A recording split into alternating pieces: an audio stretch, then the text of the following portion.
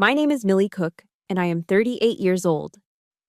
People in Nashville look at me and see a lucky housewife who snagged a millionaire real estate tycoon. They see the designer clothes, bought with an allowance I had to beg for, and assume I have it all. But they do not know who I really am. They do not know that before I was Mrs. Grant White, I was a logistics captain in the United States Army. The moment the judge's gavel was about to come down, Grant, my husband, leaned over. His hot breath, heavy with the scent of expensive peppermint and stale bourbon, hit my ear. He whispered, low enough that only I could hear, but loud enough to shatter my soul. "You will never touch a dime of my money again, Millie. And tonight, Claire will be sleeping in the bed you spent 10 years keeping warm. You are just a useless little tin soldier." In the row behind us, my mother-in-law adjusted her pearls, smiling at my husband's mistress as if they were the real family. They thought I was trembling with fear. But they were wrong.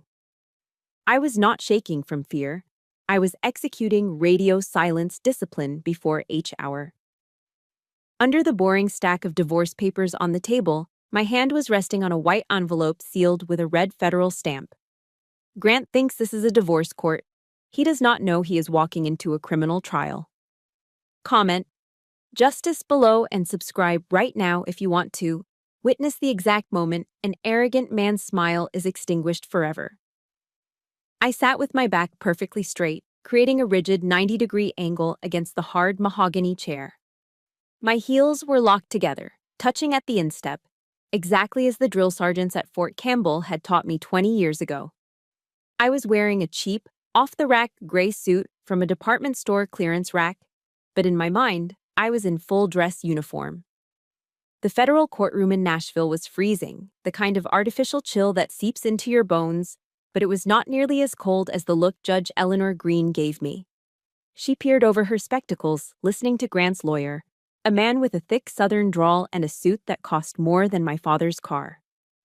"Your Honor," the lawyer droned on, pacing theatrically before the bench. "My client, Mr. White, is the sole economic pillar of this family. Miss Cook here has been unemployed for 5 years. She has contributed absolutely nothing to the household finances. She is, for lack of a better word, a dependent, a parasite on my client's hard-earned success." Parasite. The word hung in the sterile air like smoke. Useless. Leech. I looked down at my hands, resting calmly on the table. They were red and rough from scrubbing floors and gardening without gloves, because Grant refused to pay for a landscaping service. These same hands used to sign logistics orders moving tons of heavy artillery and medical supplies across hostile borders. These hands had saved lives. Now, according to the state of Tennessee, they were good for nothing but scrubbing toilets.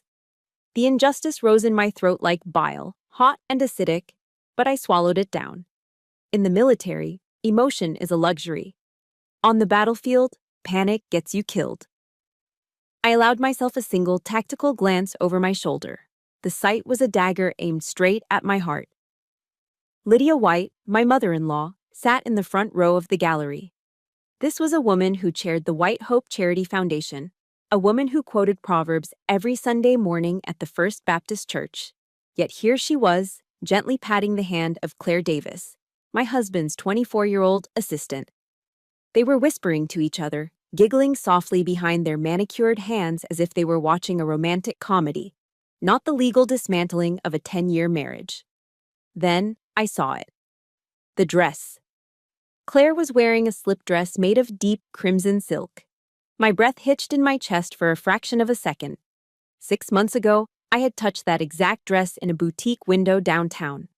I had asked Grant for it. He had laughed, telling me it was far too extravagant for someone who doesn't bring in a paycheck. "Maybe next year, Millie, if you learn to budget the grocery money better," he had said. Now, that silk was draped over the body of the woman destroying my home. My husband's money, our money, was quite literally wrapping her in luxury while I sat here in polyester. Their audacity wasn't just immoral, it was a declaration of war. It was a clear signal that in the hierarchy of the White family, the mistress outranked the wife. Suddenly, a shadow fell over me. Grant shifted in his seat, invading my personal space. The smell hit me first. Creed Aventus. It was an aggressive, musky scent with notes of pineapple and birch. It used to be the smell of the man I loved. Now it smelled like betrayal and arrogance. He did not look at me. His eyes remained fixed on the judge, playing the role of the grieving, burdened husband perfectly. But his lips barely moved as he whispered out of the side of his mouth, his voice a low hiss. "You see this, Millie? You have nothing. No money. No connections. No one believes you. You are going to walk out of here with nothing but the clothes on your back. I will make sure you never show your face in high society Nashville again. You are just a pawn, Millie, a temporary placeholder." His voice dripped with the confidence of a man who has never lost a battle because he buys the referees. He thought he had won. He interpreted my silence as submission. He thought I was the broken housewife, paralyzed by the fear of poverty. He did not know the first rule of combat. The person making the most noise is usually the first one to die. I did not flinch. I did not turn to slap him, though every nerve in my body screamed for it.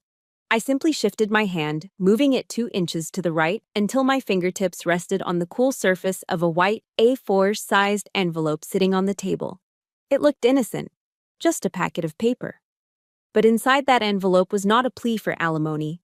It was the product of 60 sleepless nights. It contained bank statements from offshore accounts Grant thought were hidden. It held transcripts of voice recordings captured in the dead of night. It held grainy photographs taken through the crack of a study door. My heart hammered against my ribs. Thump, thump, thump, thump. But my breathing remained slow and rhythmic. In for 4 seconds, hold for 4, out for 4. Wait, I told myself. Hold the line. Grant White thinks this is the end of his marriage. He thinks he is discarding a used toy. He's wrong. This is not an end. This is H hour. And the counterattack of Captain Millie Cook is about to begin. My fingers traced the edge of the envelope, and for a split second, my mind flashed back. This wasn't the first time a white envelope had defined my worth in this family. I remembered another envelope, 5 years ago, on a day that was supposed to be a celebration. That was the day the soldier in me was put to sleep, and the prisoner was born. My fingertips brushed against the cold, smooth paper of the white envelope on the courtroom table. The sensation sent a jolt of electricity straight to the base of my skull, dragging me back in time. This was not the first time a white envelope had determined my fate. I was suddenly no longer in a federal courtroom. I was back in the suffocating humidity of a Nashville summer 5 years ago. That was the year I made the biggest tactical error of my life. I surrendered. 5 years ago, I was Captain Millie Cook. I was stationed at Fort Campbell, commanding a logistics unit of 120 soldiers. I was respected. I was powerful. But Grant White, with his charming southern drawl and his promises of a soft life, had disarmed me more effectively than any enemy combatant. "You have served your country enough, Millie," he had whispered, his hands warm on my shoulders. "Let me take care of you now. Let me build an empire for us. You just manage the home front." I believed him. I filed my discharge papers. I traded my combat boots for heels and my fatigues for aprons. But the moment I stepped out of the army, the steel trap snapped shut. It started slowly, framed as love and protection. First, he suggested we close my separate bank accounts to simplify our taxes. Then, my credit cards were replaced with a joint card that had a humiliatingly low spending limit. Grant began to audit my grocery receipts like an IRS agent hunting for fraud. "Millie, did we really need the brand name detergent?" he would ask, circling a $3 item with a red pen. "We are building wealth, sweetheart. Every penny counts." He turned a woman who used to manage millions of dollars in military assets into a child who had to ask for cash to buy tampons. It was not a partnership. It was a hostage situation disguised as a marriage. And the warden of this prison was my mother-in-law, Lydia. We lived in a sprawling $3 million estate overlooking the Cumberland River. It was beautiful, manicured, and utterly soulless. Lydia ran the White Hope Charity Foundation, but she ran my home like a correctional facility. She forbade me from getting a job. A white woman does not work for others, Millie, she would say, sipping her iced tea. It looks desperate. It embarrasses Grant. Yet, while I wasn't allowed to work for a salary, I was expected to work for them. I became the unpaid maid. I scrubbed the marble floors because the cleaning service missed spots. I was silenced at dinner parties because, according to Lydia, men do not like women who are too opinionated about politics. Day by day, they stripped away my rank, my voice, and my dignity. But the moment that finally broke me, the moment the glass didn't just crack, but shattered, was my 37th birthday. Grant had insisted on throwing a lavish garden party. He invited half of Nashville's high society, real estate developers, local politicians, and members of the country club. I wore a dress I had owned for 3 years because I was afraid to ask for money for a new one.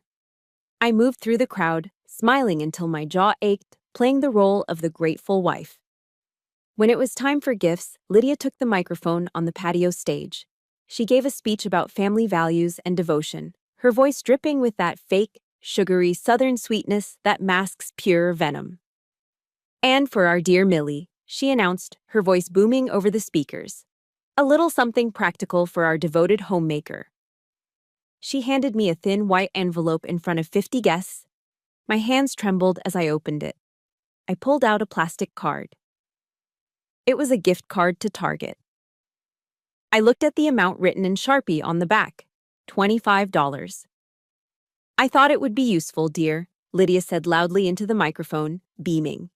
You can pick up some nice soap, or perhaps some paper towels for the kitchen. A ripple of laughter went through the crowd. It wasn't warm laughter, it was mocking. $25. That was the value they placed on my dignity. That was the price tag of my self-worth in the white family.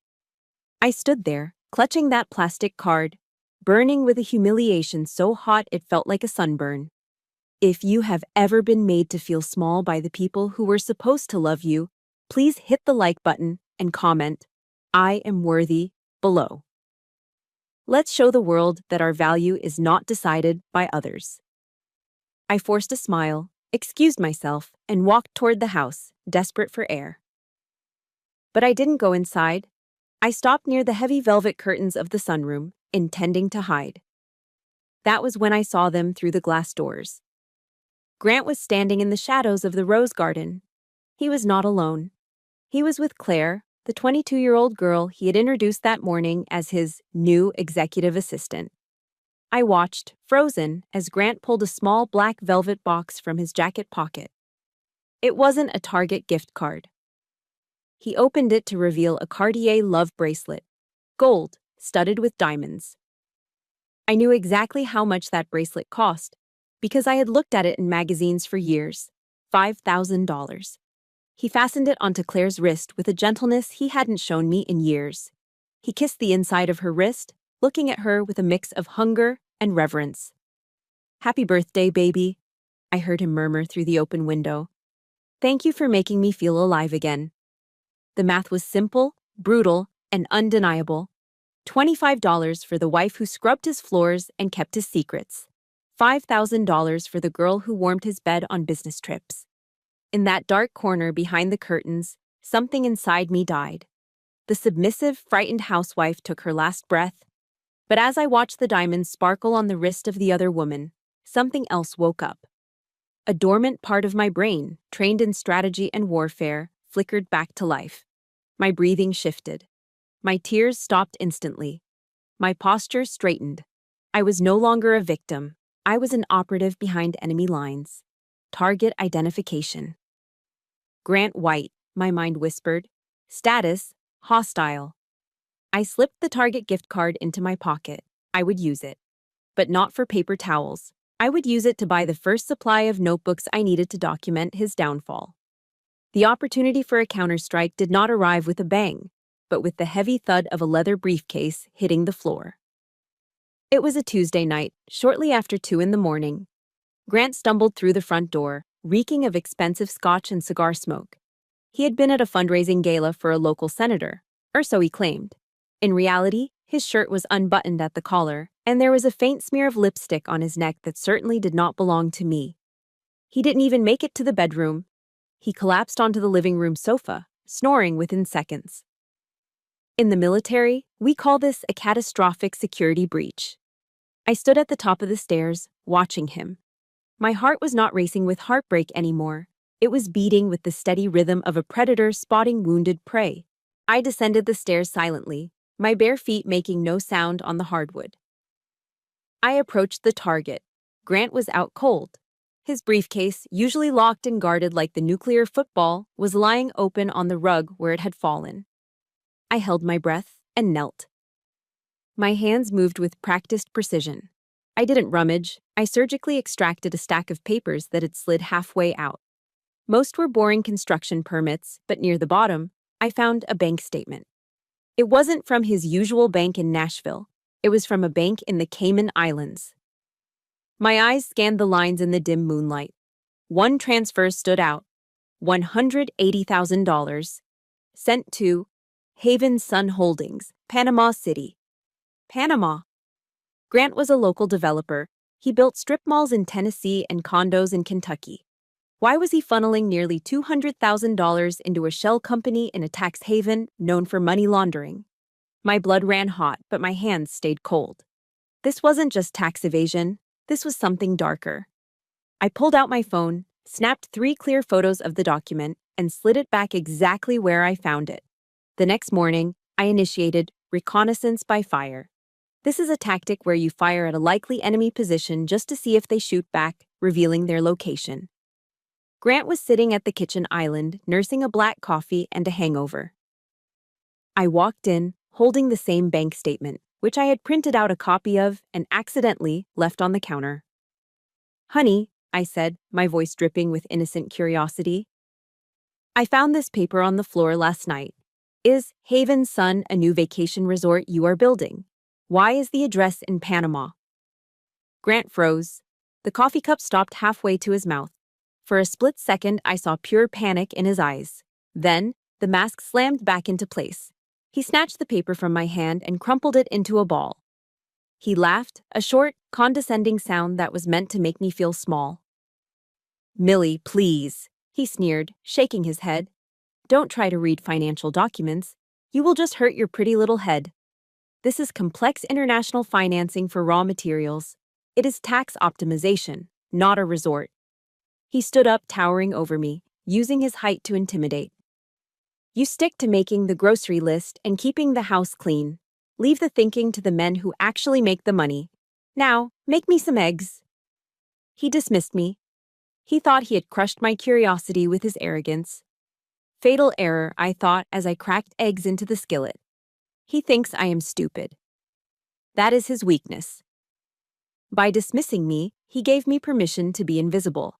And invisible is exactly what a spy needs to be. Saturday arrived. The weather was perfect for golf, which meant Grant would be at the Belle Meade Country Club for at least 4 hours. It was time to infiltrate the red zone, his home office. Grant had a strict rule. I was never allowed in his office. He claimed it was because he handled sensitive client data. I stood before the heavy oak door. It was unlocked, another sign of his arrogance. He didn't lock the door because he didn't fear me. I slipped inside and sat at his desk. His computer was asleep. I woke it up. A password prompt appeared. I cracked my knuckles. In the Army, we learned that people are creatures of habit. They choose passwords based on what they love most. I tried his birthday. Incorrect. I tried our wedding anniversary. Incorrect. I wasn't surprised. I tried the date he founded his company. Incorrect.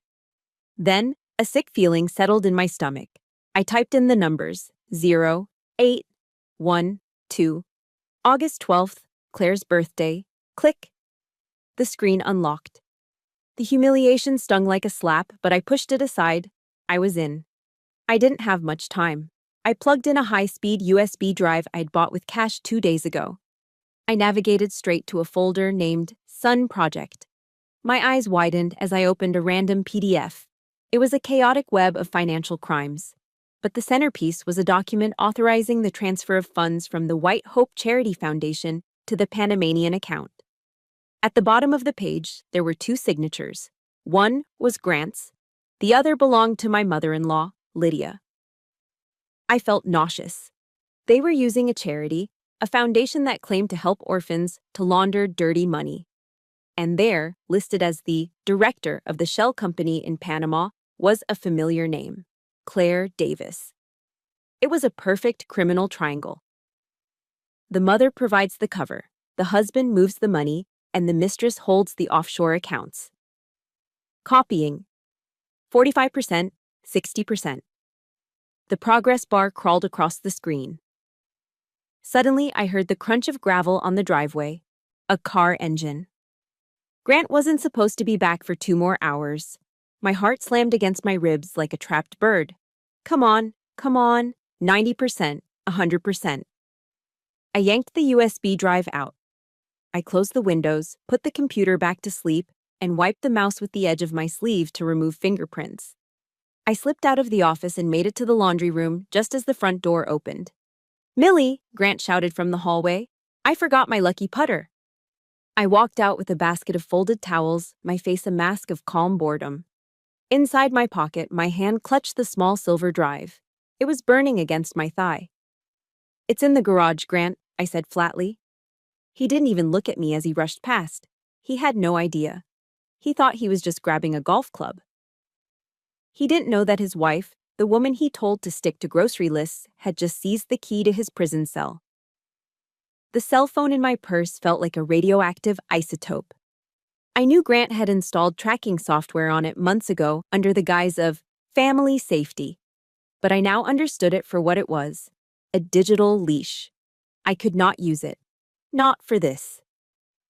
I drove my beat-up sedan to the outskirts of town, parking at a dilapidated gas station off the interstate. I pulled a baseball cap low over my eyes, shielding my face from the security cameras that buzzed overhead. My hands dug into my pocket, retrieving a handful of quarters I'd been hoarding from the grocery change. The payphone was grimy, smelling of stale tobacco and gasoline. I dropped the coins into the slot, clink, clink, clink, and dialed a number I had memorized 10 years ago. "Special Agent Pierce," a deep voice answered on the second ring. "Marlon," I said, my voice steady despite the adrenaline coursing through my veins. "It is Captain Cook." There was a pause. A heavy silence hung on the line for a heartbeat, then 2. Marlon Pierce had been a 22-year-old sergeant under my command in Afghanistan. I had written his recommendation letter for the FBI Academy myself. He was one of the few men I knew who understood the meaning of honor. "Captain," his voice shifted instantly from bureaucratic detachment to sharp alertness. "It has been a long time. Is everything all right? I need a meeting, off the record, immediately." "Name the place," he said without hesitation. "The parking lot of the Starlight Diner on Route 41, 2300 hours. I will be there." The rain in Nashville that night was relentless. It battered the windshield of my car, blurring the neon lights of the diner into streaks of red and blue. At exactly 11 o'clock at night, a nondescript black sedan pulled up beside me. The window rolled down. Marlon was older now, the lines around his eyes deeper, but the intelligence in his gaze was exactly as I remembered. I stepped out of my car and into his. The interior smelled of coffee and old leather. I didn't waste time with pleasantries. I reached into my jacket and pulled out the silver USB drive. It felt heavy in my palm, heavier than its physical weight should allow. "Grant thinks he's just hiding assets from a divorce," I said quietly. But I found this. Marlon took the drive and plugged it into a ruggedized laptop. The screen flickered to life, casting a blue glow over his face. I watched him read. For 5 minutes, the only sound was the rhythmic drumming of rain on the roof and the clicking of his keyboard. His expression hardened. He took off his wire-rimmed glasses and rubbed the bridge of his nose. When he looked at me, there was no pity in his eyes, only a grim professional respect. "Millie," he said, dropping the formalities, "do you have any idea what you are holding?" "Tax evasion?" I guessed. "This is not just tax evasion," Marlon said, turning the screen toward me. He pointed to a series of transfers routed through Panama to Mexico. "These shell companies? They are known fronts for the Sinaloa cartel. Grant is not just hiding money, he's washing it. Your husband is laundering millions of dollars for drug traffickers through his real estate developments." The air left my lungs. I thought Grant was a greedy, arrogant cheat. I didn't know he was a monster. If the Bureau moves on this now, Marlin continued, his voice low and urgent, Grant goes down. But so do you. Your name is on the joint tax returns. Without proof that you were unaware, the federal prosecutor will view you as a co-conspirator. You are looking at 15 to 20 years in federal prison. I stared at the rain sliding down the window. 15 years. Ethan would be grown by the time I got out. He would grow up thinking his mother was a criminal. I have two options for you, Marlin said, reaching into his glove box. Option 1, you walk away now, stay silent, and pray we don't catch you when we raid the house in 6 months. Option 2, you become a confidential informant. You work for us. He opened a small black case. Inside lay a pen. It looked like a standard, expensive ballpoint pen, the kind real estate agents use to sign contracts. It has a microphone and a camera with a 12-hour battery life, Marlin explained. If you agree, you wear this. You get him to talk. You get him to admit that you knew nothing about the laundering. You get him to name the partners. If you do that, I can get you a full immunity deal. You and your son keep the house, the clean assets, and your freedom. But, he added, locking eyes with me, I have to warn you, Captain. If he finds this device, we are 20 minutes away. We cannot save you instantly. You will be alone in that house with a man who is in bed with killers. I thought of Ethan. I thought of his innocent face sleeping in his room, completely unaware that his father's luxury was built on blood. Grant was already poisoning Ethan's mind against me. If I went to prison, Grant would win. He would mold my son into a second version of himself. I could not let that happen. The fear was there, cold and sharp in my stomach. But beneath the fear was something familiar. It was the icy resolve of a soldier accepting a mission. I was not just a housewife anymore. I was the last line of defense for my son. I will do it, I said, my voice cutting through the hum of the car's heater. Marlin nodded slowly. He handed me the pen. Welcome back to the fight, Captain. I took the pen. I clipped it onto the lapel of my coat. It felt significant, a tangible weight against my chest. It was heavier than the M4 carbine rifle I used to carry in the desert. That rifle protected my country. This pen protected my son. I opened the car door and stepped back out into the pouring rain. I was walking back into the lion's den, unarmed and outnumbered.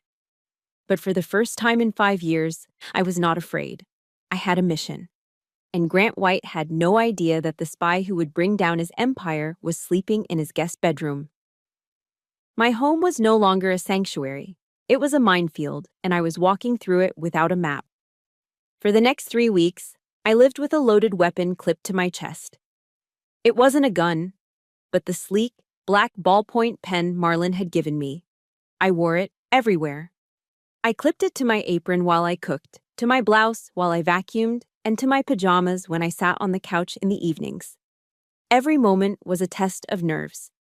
Every time Grant walked into a room, my heart would hammer against my ribs, terrified that the tiny invisible indicator light might blink, or that he would notice the lens that was smaller than a pinhead.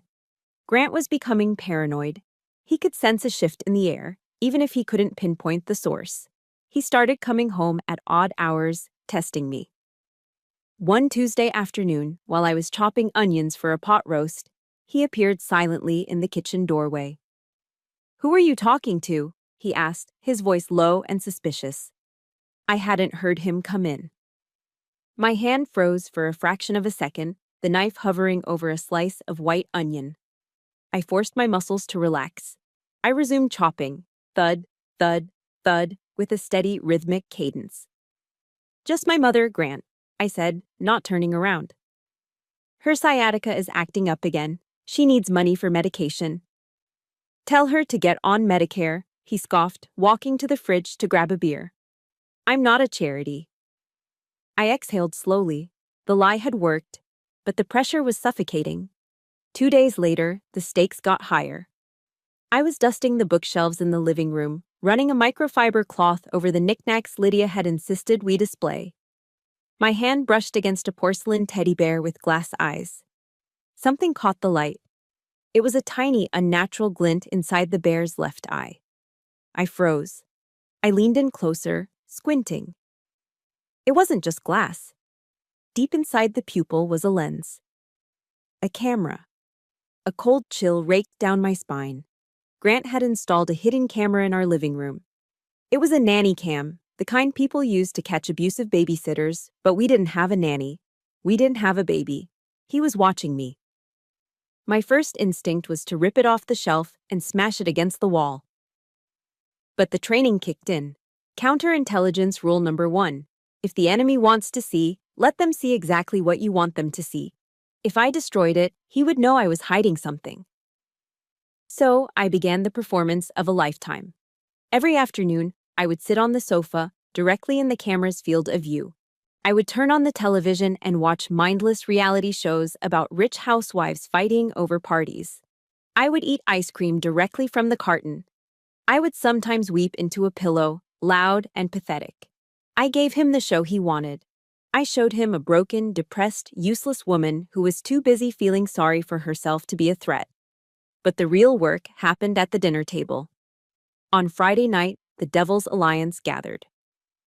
Lydia and Claire came over for dinner. This was the moment I had been waiting for.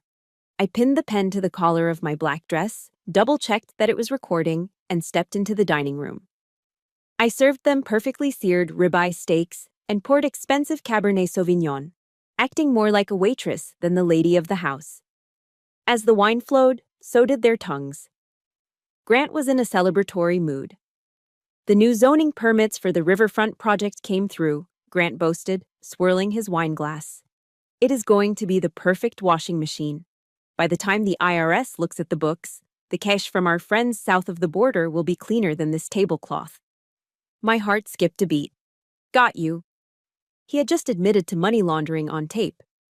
Claire giggled, touching his arm. And I will be the director of operations, right, baby? Just like we planned? Of course, Grant grinned, his eyes glassy with alcohol. You are the face of the operation, Claire. Beauty and brains. Lydia cut into her steak, chewing slowly. She looked at me standing by the sideboard with a pitcher of water. Well, at least someone in this family is useful, she sneered. Unlike Millie, look at her, standing there like a statue. It is embarrassing, Grant. I don't know why you haven't kicked her to the curb yet. Soon, Mother, Grant promised, once the assets are transferred. The pen recorded every word, every insult, every confession. They were digging their own graves with their mouths. Suddenly, Grant pushed his chair back. Millie, come here. Panic surged through me. Did he see the light? Did he suspect? I walked over to him, my legs feeling like lead. He reached out and yanked me onto his lap. His hand slid up my chest, his fingers brushing against the fabric of my dress, inches away from the pen. My breath stopped. If his finger moved 1 inch to the left, he would feel the hard plastic casing. He would know. And I would be dead. But he didn't grab the pen. He grabbed my chin. He kissed me, hard and sloppy, tasting of wine and cruelty. Then he pulled back, whispering into my ear so everyone could hear. You have been a good girl lately, Millie. So quiet, so obedient. If you keep this up, I might consider raising your grocery allowance by $50 next month. The table erupted in laughter. Lydia cackled. Claire smirked behind her napkin. He wasn't looking for a wire. He was just flexing his power. He was love-bombing me, using a tiny crumb of kindness mixed with control to keep me submissive. I forced myself to smile. I forced myself to say, "Thank you, Grant." I stood up and walked to the kitchen to fetch dessert. As soon as the swinging door closed behind me, I leaned against the counter and dry heaved. The disgust was physical. I wanted to scrub my skin with bleach, but I touched the pen. It was still there. The evidence was safe. Laugh now, I thought, listening to their cackles from the other room. Laugh while you can. Because I am doing this for Ethan. And for freedom. The sound of a 2-stroke engine shattering the afternoon silence was the first warning. It wasn't the hum of a lawnmower. It was the aggressive, high-pitched whine of a dirt bike. I ran to the front window.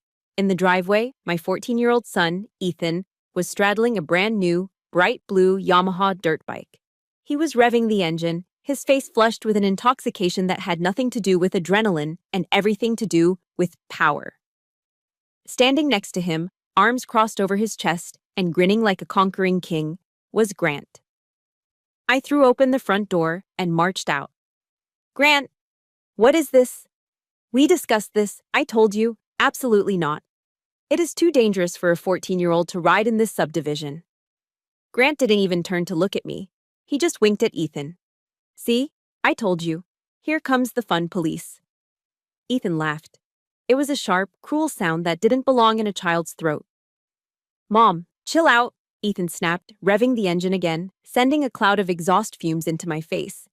"Dad bought it for me. It's a gift." "It is a death trap," I said, my voice rising. I reached for the handlebars to turn the ignition off. "Ethan, get off the bike, now."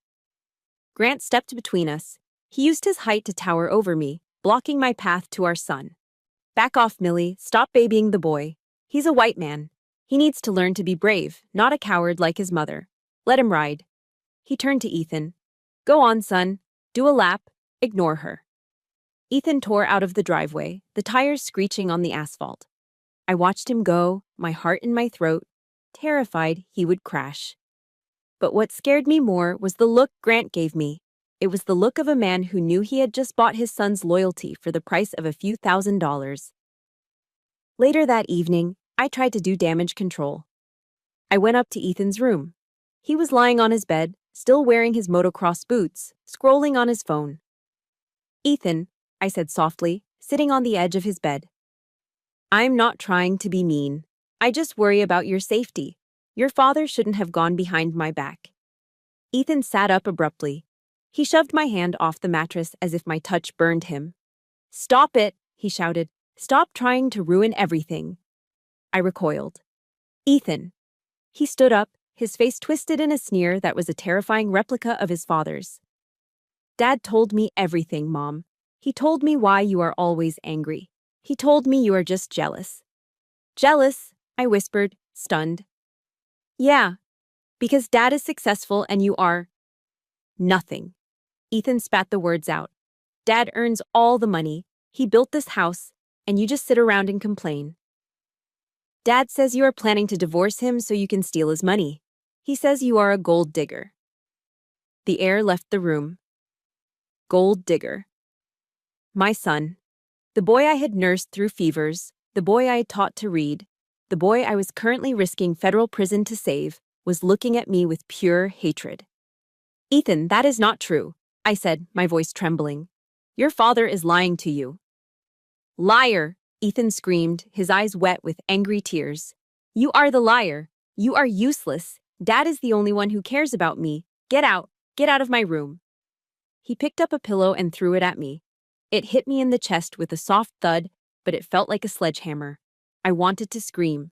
I wanted to grab him by the shoulders and shake him.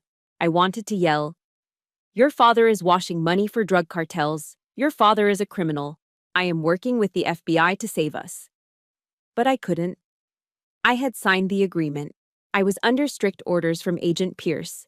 If I blew my cover, Grant would destroy the evidence, flee the country, or worse, he might hurt Ethan to silence me. I had to swallow the poison. I had to let my son believe I was the villain so that I could be his savior. I backed out of the room, closing the door as Ethan cranked up his music to drown me out. I walked down the hall to the master bedroom, past Grant, who was sitting in his armchair reading the Wall Street Journal. He didn't look up, but I saw the smirk playing on his lips. He heard the screaming. He knew he had won. I went into the master bathroom and locked the door. I turned on the shower, cranking the handle all the way to the right until the water was scalding hot. The room filled with steam. Only then, under the roar of the water, did I let myself slide down the tiled wall to the floor. I pressed my hands over my mouth to muffle the sound of my sobbing. The pain was physical. It felt as if Grant had reached into my chest and ripped my heart out, only to feed it to our son. He was turning Ethan into a monster. He was using parental alienation as a weapon of war. If you are a mother who has ever had to be the bad guy to protect your child, or if you've ever been painted as the villain while doing all the work. Please hit the like button and comment Mama Bear below. Let me know I'm not alone in this fight. I sat there for 20 minutes, letting the hot water run, letting the steam hide my tears. But as the tears dried, something else took their place. I stood up and wiped the condensation off the mirror. My eyes were red and swollen, but the woman staring back at me was not broken. She was furious. Grant White had made a fatal mistake. He thought that by turning Ethan against me, he would break my spirit. He didn't understand a mother's love. He didn't understand that I would walk through hell to save my son, even if I had to burn Grant's empire to the ground to do it. No, I whispered to my reflection. I will not let you take him. You can have the money. You can have the house. But you will not have his soul. I reached into my robe pocket and pulled out the black pen. I unscrewed the bottom half, revealing the tiny data port. Tonight, I wouldn't just record a conversation. Tonight, I was going to plant the final piece of evidence that Marlon needed to get the arrest warrant. Grant wanted a war. He just drafted a soldier who had nothing left to lose. In the world of high-stakes crime, it is rarely the masterminds who bring the whole house of cards down. It is usually the intern, or, in my husband's case, the mistress. Grant had made a classic tactical error born of arrogance. He didn't trust professional accountants with the true depths of his illegal activities because he feared blackmail. Instead, he trusted Claire. He believed that because she was sleeping with him, she was loyal. And he believed that because she was young and eager, she was competent.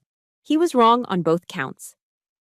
Claire was pretty, yes, but she was also the kind of person who used password 123 for her login credentials. It happened on a Tuesday morning. I was in the kitchen, sipping lukewarm coffee and logging into the joint family email account on my iPad. This account was usually a graveyard of utility bills, country club newsletters, and spam from luxury car dealerships. Grant assumed I only checked it to pay the electric bill. But that morning, a new message popped up in the inbox. Sender, Claire Davis. Subject, VIP client list. October updates. Attachment, Sun Project, Geist Ledger, final.xclsc cells. My heart stopped. Why would Claire send this to the family email? Then I saw the recipient line, and I understood. She had meant to send it to the accountant. But the email software's autofill feature had done its job too well. It saw AC and automatically populated account home instead of accountant firm. And Claire, in her haste or laziness, had hit send without checking. My hands trembled, not with fear, but with the rush of striking gold.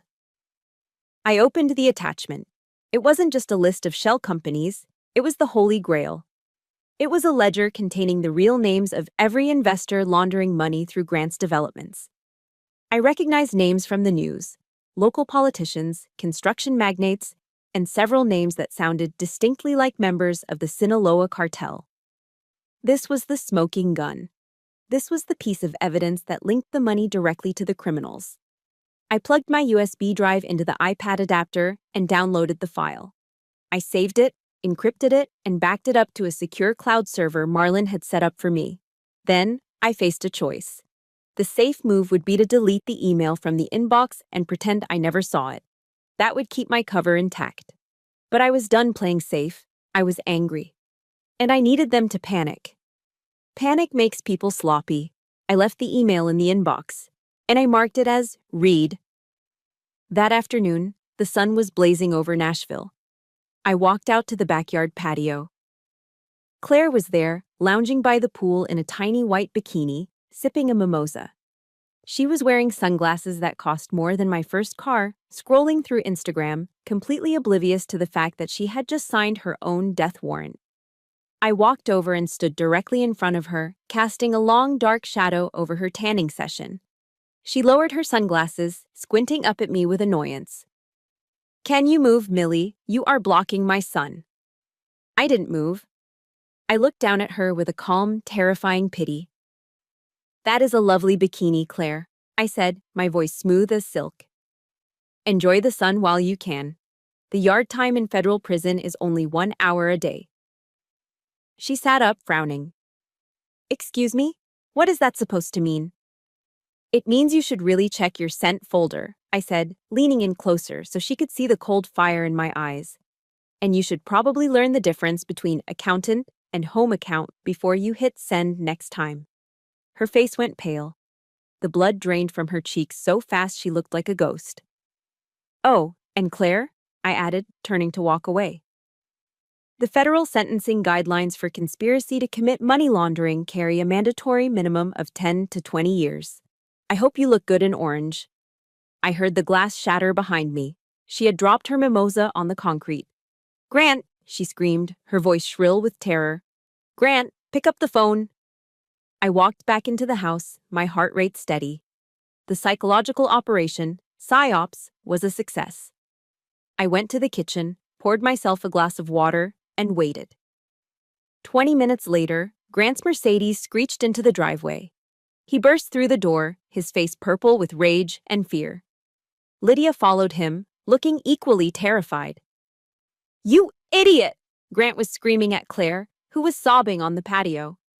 How could you be so stupid? Did she see it? Did she download it? I don't know, Claire wailed.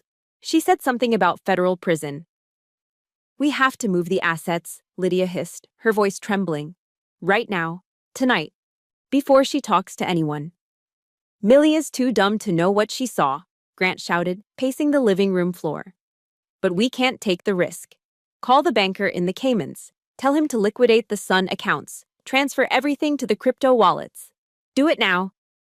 I stood in the hallway, unseen, polishing a mirror. The black pen clipped to my blouse was recording every scream, every frantic phone call, and every authorization code they shouted into their phones. By trying to hide the crime, they were creating a fresh trail of evidence. They were documenting their own intent to obstruct justice. Grant thought I was the dumb wife upstairs. He didn't know that every word he spoke was tightening the noose around his own neck. He was digging his own grave with a golden shovel, and I was just there to watch the dirt fall. We were back in the present moment, frozen in the sterile chill of the federal courtroom. The air smelled of floor wax and the stale bourbon on my husband's breath. Grant leaned back in his chair, adjusting his silk tie with a smug satisfaction, already mentally spending the money he believed he had successfully hidden from me. Judge Eleanor Green raised her gavel. The wood hung suspended in the air for a fraction of a second, poised to finalize the divorce decree that would leave me destitute and Grant victorious. Grant smirked at Claire in the gallery, winking at her. They were already celebrating. Your Honor! The voice cut through the silence like a whip crack. It was Mr. Howell, my attorney. He stood up, buttoning his jacket with slow, deliberate movements. If it pleases the court, my client wishes to submit new evidence into the record. Evidence that is material to the financial standing of Mr. White. Grant let out a loud, incredulous laugh. He shook his head, looking at the judge with mock exhaustion. Oh, come on, what is it this time? Did she find an old grocery receipt for milk? Is she asking to be reimbursed for doing the laundry? A ripple of laughter went through the courtroom. Even the court reporter cracked a smile. They all saw a desperate, grasping housewife trying to delay the inevitable. I remained silent. I did not look at Grant. I kept my eyes fixed on the bench as I slid the white envelope across the mahogany table toward the clerk, who handed it up to Judge Green. The room went quiet as Judge Green opened the seal. The sound of tearing paper was the only noise in the room. She pulled out the documents. I watched her face. At first she looked annoyed, expecting another frivolous claim. Then her eyebrows knitted together. She flipped a page, then another. Her eyes widened behind her spectacles. Her casual posture vanished, replaced by a rigid, terrifying stillness. She looked at the bank statements bearing the Panamanian seal. She looked at the photos of the ledger. She saw the transcripts of the dinner conversation where Grant admitted to washing the money.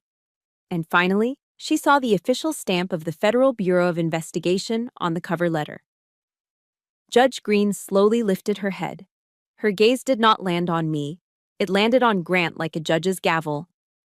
Mr. White, she said, her voice dropping an octave, cold and dangerous.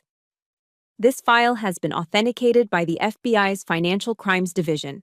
It appears that what started as a civil divorce proceeding has just become a crime scene. The smirk vanished from Grant's face instantly. He blinked, confused. Excuse me? What are you talking about? That woman is crazy. She forged those. I don't think so, Mr. White, the judge replied, closing the file. Before Grant could open his mouth to lie again, the double doors at the back of the courtroom burst open with a deafening boom. Federal agents, nobody move! The shout echoed off the high ceilings.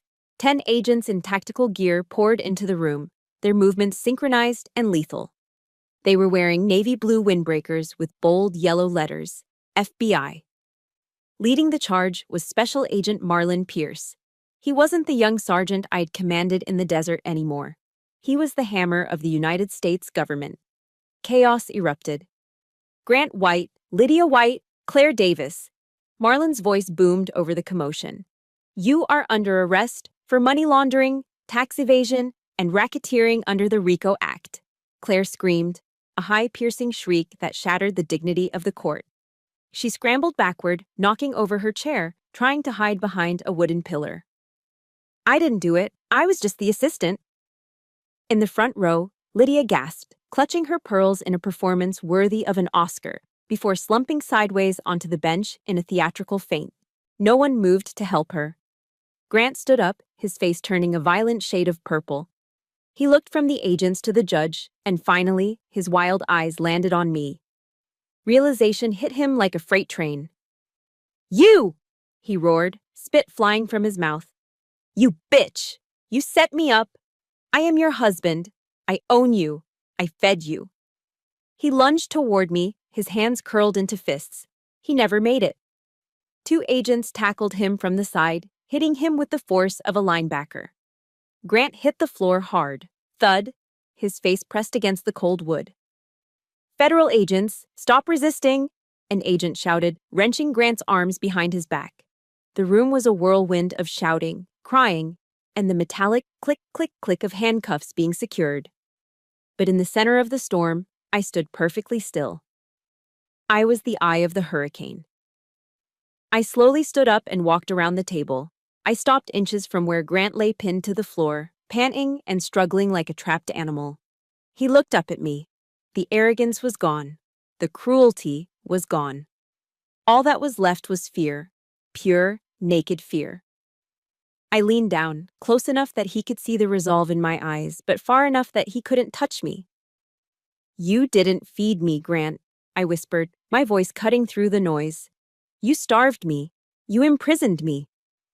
I straightened up, towering over him for the first time in our marriage.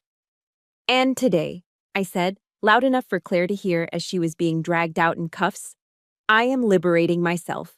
Oh, and Grant? Claire can keep the bed. I will sleep much better in a house that doesn't have you in it. Marlon looked at me and gave a sharp nod. He hauled Grant to his feet. Get him out of here, Marlon ordered. As they dragged Grant away, he looked back at me one last time, his eyes wide with disbelief. He had underestimated the useless housewife. He had forgotten that before I was his wife, I was a soldier, and soldiers know how to win wars. The heavy doors swung shut behind him, cutting off his screams. The silence that followed was heavy, but it wasn't oppressive. It was the silence of victory. The empire of the White family had crumbled, and all it took was one woman with a plan and the courage to execute it. The silence in our new apartment was different from the silence in the mansion. The silence in the mansion had been heavy, filled with secrets and unsaid threats. The silence here, in this cramped 2-bedroom rental on the edge of town, was the silence of a wound trying to close. It had been 1 week since the FBI raided the courtroom. The federal government had seized everything. The mansion on the river, the luxury cars, the bank accounts. All of it was draped in yellow tape, marked as evidence. Grant's empire had dissolved like cotton candy in water. We had nothing left but our clothes and a few boxes of personal items. But for the first time in 5 years, the air I breathed felt clean. However, the collateral damage was severe. My son Ethan had locked himself in his bedroom for 3 days. He hadn't eaten. He hadn't spoken. He had simply walked into the small room, shut the door, and turned off the lights. He was grieving. Not for his father, but for the image of his father. He was mourning the hero he thought he knew, the man who had bought him dirt bikes and told him he was a king. I didn't try to force the door open. I didn't yell. I simply placed a tray of grilled cheese sandwiches and tomato soup, his favorite comfort food, on the floor outside his room. Then I sat down on the hallway floor, leaning my back against the painted wood of his door. I pulled my knees to my chest and began to talk. I didn't talk about the divorce. I didn't talk about Grant's crimes. I talked about the dessert.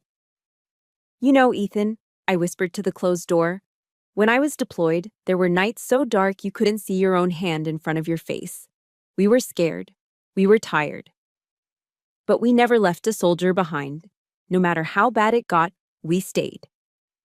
And I am staying right here. I am not going anywhere. I sat there for hours, just breathing in rhythm with him on the other side of the wood. On the night of the 4th day, I heard the lock click. The door creaked open slowly. Ethan stood in the threshold. He looked terrible. His face was pale and gaunt, his eyes swollen from days of crying. He was wearing the same t-shirt he had worn to court. He looked down at me, his lip trembling. "Mom," he croaked, his voice cracking. I saw the news on my phone. They said Dad stole money from Grandma's. They said he helped bad men hurt people. I stood up slowly, my legs stiff from sitting on the hard floor. Yes, baby. The news is true. Ethan looked at me with a devastation so profound it broke my heart all over again. He lied to me. He told me you were the bad one. He told me you betrayed us. He was trying to protect himself, Ethan. He used you as a shield. Ethan took a step forward. He looked small again, not like the arrogant teenager on the dirt bike, but like my little boy. I called you useless, he whispered, fresh tears spilling over his cheeks. I called you a gold digger. I'm so sorry, Mom. I am so sorry. I didn't let him finish. I pulled him into my arms, holding him tighter than I had ever held anything in my life. He buried his face in my shoulder and sobbed, his whole body shaking with the release of the poison Grant had injected into him. It is okay, I murmured into his hair, rocking him back and forth. It is not your fault. You were a victim too. But it is over now. No more lies, no more secrets. We start over, just you and me. We stood there in the hallway of that cheap apartment for a long time, letting the tears wash away the toxicity of the White family legacy. The next morning, the final ghost of the past arrived. My lawyer stopped by to drop off some paperwork. Along with the files, he handed me a sealed envelope. It is from the county jail, he said quietly. From Grant. You don't have to read it. I took the letter. The handwriting was jagged and frantic. I sat at the small kitchen table and tore it open. I expected an apology. I expected remorse. Instead, I found one last attempt at manipulation. Millie, the letter read, you have to help me. If you talk to the prosecutor, if you tell them I was coerced, they might reduce the sentence. If you don't help me, I will have nothing to live for. Do you want my blood on your hands? Do you want Ethan to know his mother let his father die in a cage? You owe me this. I made you who you are. Even from behind bars, wearing an orange jumpsuit, he was still trying to control me. He was threatening suicide to make me feel guilty. He was gaslighting me one last time, trying to make me responsible for his choices. I felt a flash of anger, but it was quickly replaced by a cold, calm clarity. I made you who you are. No, Grant, I said aloud to the empty kitchen. You didn't make me. You tried to break me, and you failed. I stood up and walked to the kitchen sink. I struck a match. The flame flared to life, bright and orange. I held the corner of the letter to the fire. I watched the paper curl and blacken. I watched his desperate, manipulative words turn into ash. I held it until the heat kissed my fingertips. Then I dropped it into the stainless steel sink. I turned on the faucet. The water rushed out, swirling the black ash down the drain. It disappeared into the darkness of the pipes, gone forever. I did not forgive Grant White for what he did to me. I would never forgive him for what he did to our son. But as I watched the last of the ash wash away, I forgave myself. I forgave myself for loving him once. I forgave myself for staying too long. I forgave myself for believing the lie that I was weak. The drain gurgled, clearing the sink. It was clean. I turned off the water, dried my hands, and looked out the window. Ethan was sitting on the balcony, reading a book in the sunlight. He looked up and smiled at me, a real, tentative, hopeful smile. I smiled back. The war was over, the rebuilding had begun. 1 year later, the smell of fresh lemon polish filled the air, a scent that used to remind me of servitude, but now smelled like pride. I stood in the hallway of a modest brick building in downtown Nashville, holding a microfiber cloth. I gently wiped a smudge off the brand-new brass plaque mounted next to the frosted glass door. The letters were engraved in bold, black serif font, Cook Defense and Consulting. Underneath, in smaller letters, it read, Financial and Legal Strategy for Post-Divorce Recovery. I stepped back to admire it. I had not used a single cent of Grant's dirty money to build this. Every asset the White family owned had been seized by the federal government during the asset forfeiture process. Grant was currently serving year 1 of a 20-year sentence in a federal penitentiary in Atlanta. This office was built on my Army pension, which I had finally reclaimed, and a small business administration loan that I had secured with my own credit score. It wasn't a multi-million-dollar empire, but it was mine. It was clean. It was honest. I opened the door and walked into the reception area.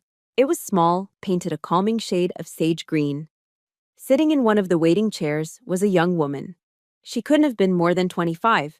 She was clutching a designer handbag as if it were a life preserver, her knuckles white. Dark circles bruised the skin under her eyes, and she jumped slightly when the door clicked shut. I stopped. For a heartbeat, I didn't see a stranger. I saw myself, sitting in that courtroom 1 year ago, terrified and isolated. I saw the same tremor in her hands, the same look of a woman who had been told she was useless so many times she had started to believe it. I didn't walk behind my desk to create distance. I walked straight over to her and sat in the chair opposite hers. Mrs. Reynolds, I asked softly. She nodded, tears instantly welling up in her eyes. I don't have access to the accounts, she stammered, rehearsing the apology she probably gave her husband every day. He says I'm bad with numbers. He says if I leave, he will crush me. I reached out and placed my hand over hers. My grip was firm, transmitting the strength she didn't know she had. Look at me, I said, dropping my voice to the command tone I used to use in the barracks. You are not bad with numbers. You are being gaslighted, and you are not alone anymore. She looked up, startled by the certainty in my voice. I was where you are, I told her. I know the script he is using because I lived it, but we are going to rewrite it. You are a warrior, Mrs. Reynolds. You have just forgotten how to use your weapon. We are going to find it together. A flicker of hope ignited in her eyes. A tiny spark, but it was enough to start a fire. That look was better than any paycheck. That was my legacy. I wasn't just surviving, I was building an army of women who would never be victims again. Later that afternoon, the office door swung open again. Special delivery, a voice called out. Ethan walked in, dropping his backpack on the sofa. At 15, he had shot up 3 inches. The baby fat was gone from his face, replaced by a jawline that was becoming defined. But the biggest change wasn't physical. It was in his eyes. The entitlement was gone, replaced by a quiet maturity. He wasn't wearing designer sneakers. He was wearing work boots, scuffed at the toes. Hey, Mom, he said, moving to the filing cabinet. I finished my homework. Do you want me to organize the new client files? That would be a huge help, soldier, I smiled, watching him sort through the paperwork with efficient, careful hands. He wasn't asking for a dirt bike. He wasn't demanding an allowance. For the past 6 months, Ethan had been mowing lawns in our apartment complex and walking dogs on weekends. He was learning the value of $1 earned through sweat, not fraud. When he finished filing, he leaned against the desk, wiping his hands on his jeans. So I was thinking, It's Friday. How about pizza tonight? There is that new place on 2nd Avenue. I reached for my purse. Sounds great. Let me get my wallet. No. Ethan stopped me, grinning. He pulled a crumpled $20 bill and a handful of singles from his pocket. I got this. Mrs. Johnson paid me for cleaning her gutters today. My treat. I looked at the crumpled bills in his hand. They were worth more to me than the $3 million mansion ever was. I had saved him. Grant had tried to turn our son into a clone of his own greed, but we had broken the cycle. Okay, I said, my throat tight with emotion. You buy, I drive. That evening, I drove us home. The sun was setting over Nashville, casting a long golden glow over the Cumberland River. I pulled the car over to the shoulder for a moment, rolling down the window. The wind whipped through my hair, carrying the scent of honeysuckle and river water. I looked out at the water, thinking about the woman I used to be. The woman who stood behind velvet curtains, watching her husband give diamonds to his mistress, feeling like she was worth $25. I remembered Grant's whisper in the courtroom. You will never touch a dime of my money again. He was right. I would never touch his money again. I didn't need to. I had my own money. I had my own name. I had my son's respect. And most importantly, I had my freedom. I took a deep breath, filling my lungs with the sweet air of a life I'd built with my own 2 hands. The campaign was over. The enemy was defeated. And for Captain Millie Cook, life was just beginning. I put the car in gear and drove toward the horizon, not looking back. Before I sign off, I want to leave you with one crucial thought. For years, I believed the lie that my value was tied to my husband's approval and his bank account. I thought my time as a leader was dead and buried. Maybe you feel that way too, trapped by a relationship, a job, or simply by age. But here is the truth. Your skills, your resilience, and your life experience do not expire. They are not wasted years. They are training for your comeback. Whether you are 38 or 68, the strength you need is already inside you, waiting to be reactivated. Never let anyone convince you that you are too old or too broken to write a new chapter. You are your own rescue team. Now, I want to hear from you. Did you feel that rush of absolute satisfaction when the handcuffs finally clicked on Grant's wrists? If my story ignited a spark in you, please hit the like button right now. It helps more women find this message of hope.